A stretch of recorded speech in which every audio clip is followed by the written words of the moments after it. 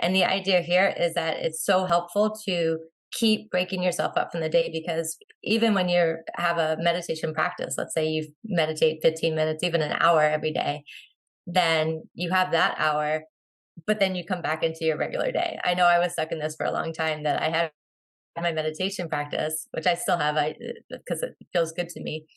But I would go off and meditate for 15 minutes and then come and get caught up in the chaos of the day and sort of completely forget that mind that I had during meditation. Whereas this is practical in the middle of your day. You can take 10 seconds, 2 minutes out at a time and like keep refocusing on the present. Yeah, really, really fascinating. So, how have you seen that help assist people's weight loss journeys?